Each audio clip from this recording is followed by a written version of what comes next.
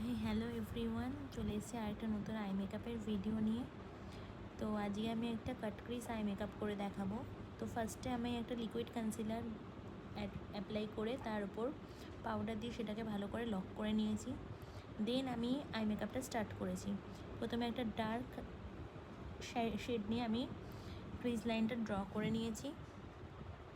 দেন crease লাইনটাকে আমি circular মোশনে draw করছি, যাতে আমি ড্র করার সাথে সাথে ভালোভাবে ব্লেন্ড করতে করতে ওটাকে ড্র করছি। হালকা হাতে ওটা ব্লেন্ড করার পর আমি ওপরে একটা লাইট কালার নিয়ে সেটার সাথে এই ডার্ক কালারটাকে ভালোভাবে সার্কুলার মোশনে ব্লেন্ড করছি। আমাকে ভালোভাবে ব্লেন্ড করতে হবে যাতে এখানে কোনো হার্শ লাইন বোঝা না যায়। দেন ভালোভাবে ব্লেন্ড করার পর আমি এখানে কাট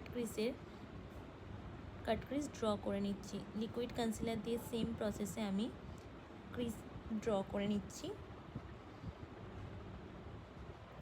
এখানে কাট ক্রিজটা ড্র করার পর আমি এটাকে একটুখানি শুকানোর পর আমি সেম প্রসেসে পাউডার দিয়ে এটাকে ভালোভাবে লক করে নেব। পাউডার লক করার পর আমি ক্রিজ লাইনে যে কালারটা পুট করেছিলাম সেম কালার দিয়ে আমি এর কর্নারে পুট করব এবং কর্নারটাকে ভালোভাবে ব্লেন্ড করব। আমি যতবার ড্যাব ড্যাব করে কালার বসাচ্ছি আর সার্কুলার মোশনে হাতটাকে ঘুরিয়ে ঘুরিয়ে কালারটাকে ব্লেন্ড করছি।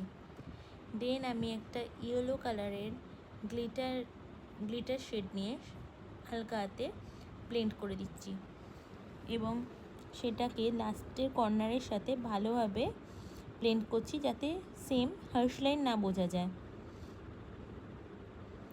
দেন কর্নারটাকে একটুখানি বোল্ড রাখবার জন্য আমি হোয়াইট কালারের শ্যাডো অ্যাপ্লাই করেছিলাম। হোয়াইট শ্যাডো দিয়ে আমি কর্নারটাকে ভালোভাবে কর্নারের হোয়াইট শ্যাডো বসে আমি সেটাকে ভালোভাবে ব্লেন্ড করে নিয়েছি এবং লাস্টে আমি নিচের পাউডারগুলোকে ঝেড়ে দিলাম